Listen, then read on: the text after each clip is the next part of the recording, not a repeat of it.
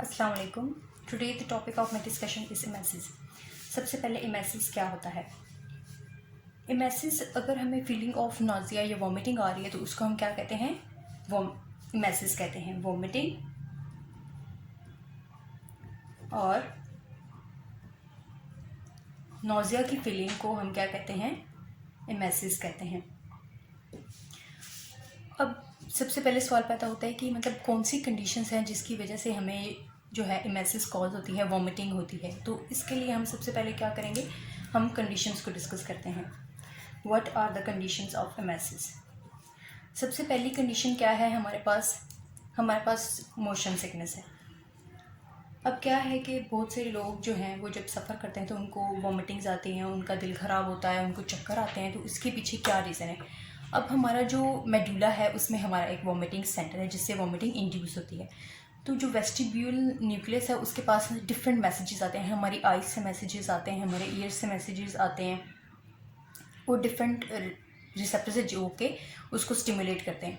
तो जब हम ट्रैवलिंग में होते हैं तो हमारी आइज़ देख रही होती हैं कि हम मोशन में हैं, जबकि हम बैठे होते हैं, स्टिक होते हैं, तो वो उसको डिफरेंट मैसेजेस आते हैं। मतलब डिफरेंट जगहों से हमें डिफरेंट मैसेजेस आते हैं, तो कन्फ्लिक्ट पैदा हो जाता है वेस्टिबुलर न्यूक्लियस में, जिसकी वजह से जो है वो डिस्टर्बेंस, कन्फ्यूजन कॉज हो जाती है और वॉमिटिंग इंड्यूस होती है। सेकेंड हमारे पास क्या कंडीशन है, हेपेटाइटिस। अब जो हेपेटाइटिस की डिज़ीज़ है उसमें भी हमारे पास लोगों को बहुत सी वॉमिटिंग होती है। और उसके बाद आ जाता है प्रेगनेंसी। अब ये तो हर बच्चे को पता है कि प्रेगनेंसी में जो है वो वॉमिटिंग इंड्यूस होती है, नॉर्मली वुमेन को होती है। और फिर उसके बाद आ जाते हैं हमारे पास as an adverse effect of different drugs.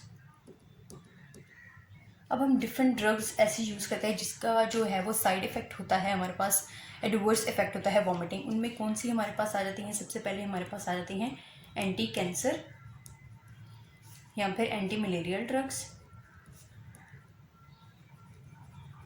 अब इनकी कॉमन एग्जांपल क्या है, हमारे पास क्लोरोक्विन। अब ये जब हम ड्रग्स यूज़ करते हैं तो हमारे पास वॉमिटिंग इंड्यूस होती है। सेकेंड हमारे पास आ जाती हैं एंटीबायोटिक्स। एंटीबायोटिक्स में क्या क्या एग्जांपल हैं, एरिथ्रोमाइसिन,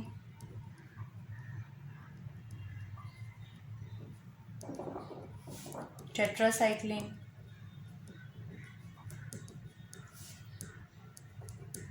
मेट्रोनिडाज़ोल। फिर उसके बाद है हमारे पास मॉर्फिन डेरिवेटिव्स आ जाते हैं। मॉर्फिन डेरिवेटिव्स में जो कॉमन एग्जांपल है वो है एपोमॉर्फिन। हमारे पास डिल्टियाज़म है, हमारे पास एर्गोट डेरिवेटिव्स हैं,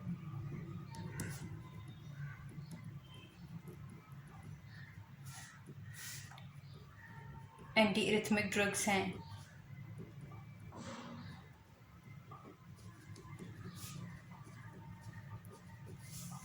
अब ये जो है डिफरेंट हमारे पास ड्रग्स है जिनका एडवर्स इफेक्ट है वॉमिटिंग। अब ये हमारे पास 4 कंडीशंस हो गई हैं। सबसे पहले है मोशन सिकनेस, फिर है हेपेटाइटिस की कंडीशन में, प्रेगनेंसी में, और दूसरा चौथा क्या है हमारे पास एंड पे, वो है adverse effect of different drugs. उसके बाद हम डिस्कस करते हैं कि इमेसिस की पैथोफिजियोलॉजी क्या है। पैथोफिजियोलॉजी का मतलब है कि मतलब क्या इसके पीछे रीजंस हैं कि हमें जो है वो वॉमिटिंग इंड्यूस होती है। हम डिस्कस करते हैं इसके लिए पैथोफिजियोलॉजी को।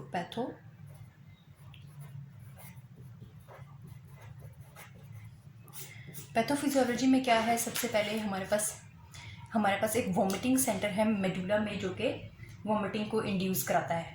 मेडुला हमारे पास आ जाता है। मेडुला जो है उस पर डिफरेंट टाइप्स के रिसेप्टर्स प्रेजेंट होते हैं जो कि इसमें वर्क करते हैं। सबसे पहले हमारे पास आ जाता है वॉमिटिंग सेंटर। अब वॉमिटिंग सेंटर पे कौन कौन से हमारे पास रिसेप्टर प्रेजेंट है, उनमें आ जाते हैं हमारे पास मस्करिनिक रिसेप्टर। उनमें कौन से प्रेजेंट है, M1 और M3 रिसेप्टर्स प्रेजेंट है। फिर उसके बाद आ जाते हैं हमारे पास हिस्टामिन रिसेप्टर्स, H1 रिसेप्टर। और फिर उसके बाद हमारे पास सेरोटोनिन रिसेप्टर्स आ जाते हैं 5HI3। और फिर हमारे पास आ जाते हैं न्यूरोकाइनिन रिसेप्टर जिनको हम कहते हैं NH1 रिसेप्टर्स। अब वॉमिटिंग सेंटर में ये जो रिसेप्टर्स प्रेजेंट हैं, ये जब इंड्यूस होंगे तो हमारे पास जो है वो वॉमिटिंग इंड्यूस होगी।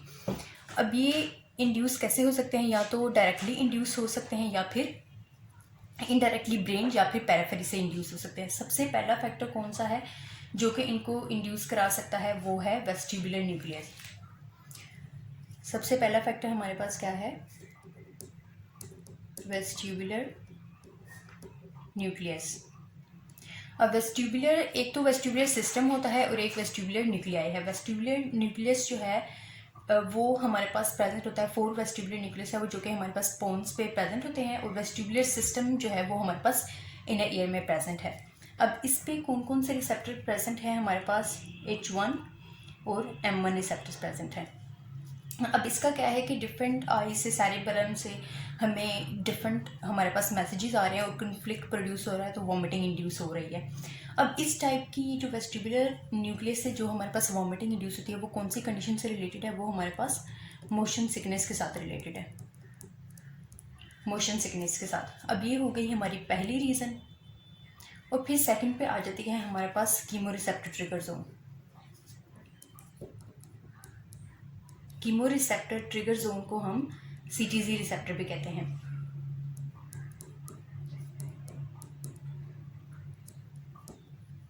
कौन सा, CTZ।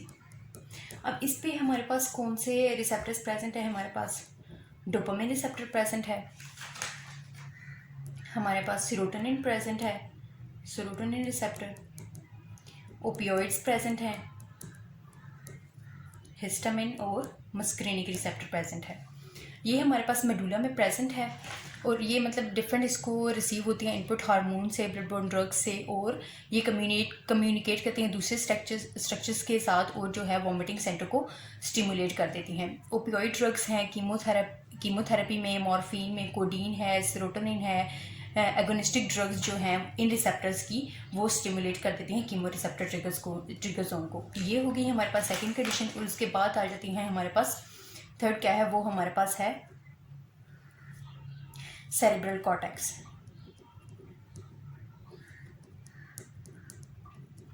अब हमारे पास जो है वो नॉर्मली क्या होता है कि अगर हम कोई एक्सीडेंट देख लेते हैं, कोई ख़राब खाना देख लेते हैं, कोई हमें अजीब सी स्मेल आती है, हमारी थॉट्स में अगर कुछ ख़राबी आती है, तो हमें खुद ही से वॉमिटिंग आना शुरू हो जाती है।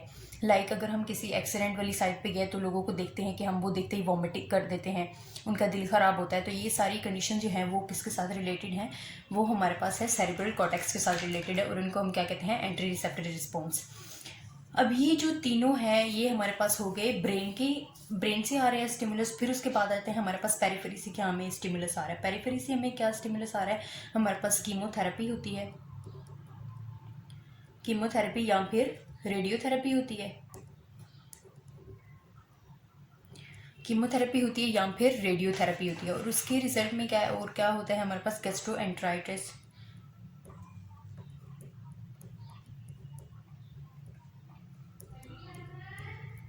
अब इससे जो है हमारे पास ये भी वॉमिटिंग सेंटर को एक्टिवेट कर देगा। अब ये जो हो गए हैं ये सारे तो हो गए स्टिमुलेटरी, ये ब्रेन के तीनों हैं, और ये हमारे पास पेरिफेरस जब एक्टिवेट हो जाएंगे तो हमारे पास क्या इंड्यूस हो जाएगी, एमएसएस इंड्यूस हो जाएगी, जिसको कहते हैं वॉमिटिंग। यहाँ पे हो गई हमारी पैथोफिजियोलॉजी एंड, मतलब क्या इसमें प्रोसेसेस इन्वॉल्व है जो कि एमएसएस को इंड्यूस करते हैं।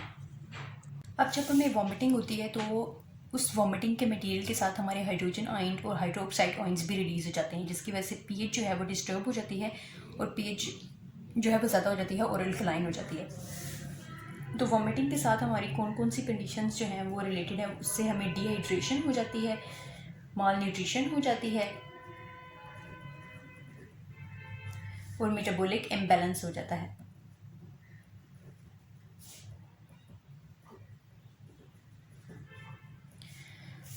अब हम देखते हैं कि इनके स्टिमुलेंट्स क्या हैं। मतलब हमने जो सिस्टम्स पढ़े हैं पीछे, वेस्टिबुलर न्यूक्लियस पढ़ा है, CTZ पढ़ा है, सेरेब्रल कॉर्टेक्स पढ़ा है, तो इनके स्टिमुलस क्या हैं। तो इनके स्टिमुलस में सबसे पहले हम देखते हैं कि CTZ के स्टिमुलस क्या हैं।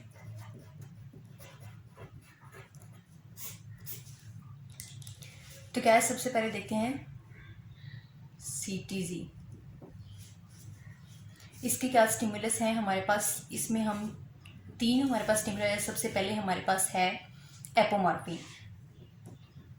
एपोमॉर्फिन जो कि हमारे पास मॉर्फिन का डेरिवेटिव है, जो कि यूज़ होता है पार्किंसनिज्म। हमारे पास डोपामिन का लेवल जो है वो डिक्रीज हो जाता है और हमारे पास एसिटाइल कोलिन एसी जिसको हम कहते हैं उसका लेवल इंक्रीज होता है। अब पार्किंसनिज्म में जो यूज़ होते हैं ड्रग्स एपोमॉर्फिन, वो डोपामिन के लेवल को मेंटेन करती हैं। तो उसके साथ जो हमारे पास स्टिमुलस होता है, एडवर्स इफेक्ट है, वो है वॉमिटिंग। अब हमें अगर पार्किंसनिज्म में ये जो ड्रग्स यूज़ करें तो उसके साथ हमें एंटी इमेटिक्स भी यूज़ करनी चाहिए जो कि वॉमिटिंग को इनहिबिट करते हैं। फिर उसके बाद आता है हमारे पास मॉर्फिन आ जाता है। अब मॉर्फिन क्या है, हमारे पास स्ट्रॉन्ग एनाल्जेसिक है, स्ट्रॉन्ग एनाल्जेसिक है और ओपियोइड ड्रग है। स्ट्रॉन्ग एनाल्जेसिक है और ओपियोइड ड्रग है। उसके बाद आ जाती हैं हमारे पास एंटी कैंसर ड्रग्स। इसको हम एंटी न्यूप्लास्टिक भी कहते हैं, एंटी या फिर कीमोथेराप्यूटिक एजेंट कहते हैं।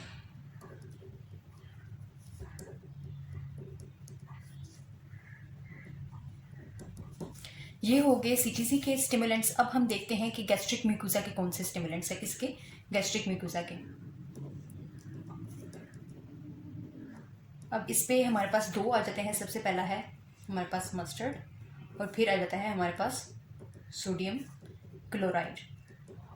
अब जो स्ट्रॉन्ग साल्ट्स हैं हमारे पास, इनका क्या इफेक्ट होता है कि ये हमारे गैस्ट्रिक म्यूकोसा के साथ जाके रिएक्ट करते हैं और उनको इरिटेट करते हैं, जिसकी वजह से हमारे पास गैस्ट्रिक म्यूकोसा के जो सेल्स हैं वो डैमेज हो जाते हैं। फिर उसके बाद आ जाते हैं हमारे पास थर्ड पे, जो कि दोनों को करते हैं, मतलब सीटीसी को भी करते हैं इफेक्ट और गैस्ट्रिक म्यूकोसा को भी। इनमें आ जाते हैं हमारे पास सबसे पहली जो करती है बोथ को, ये इसको हम कहेंगे बोथ, जो कि दोनों को इरिटेट करते हैं। सबसे पहले हमारे पास आ जाती है एपिकेक्वाना, EPACAUANHA, एपिकेक्वाना। ये ड्रग जो है इन दोनों को इरिटेट करती है। फिर आ जाती है हमारे पास डिजिटालिस, जो कि एक ग्लाइकोसाइड्स की क्लास से बिलोंग करती है, ग्लाइकोसाइड से। और ये हमारे पास हार्ट फेलियर में यूज़ होती है। अब ये तो जो ड्रग्स हैं ये हम आउटसाइड द बॉडी हम लेते हैं और ये इरिटेट करते हैं हमारे वेस्टिबुलर न्यूक्लियस या फिर एमएसएस के सिस्टम को। लेकिन जो हमारी बॉडी के अंदर ही प्रेजेंट है रिसेप्टर, उनमें क्या क्या आ जाते हैं, उन पे हमारे पास आ जाते हैं डोपामिन, सेरोटोनिन और प्रोस्टाग्लैंडिन।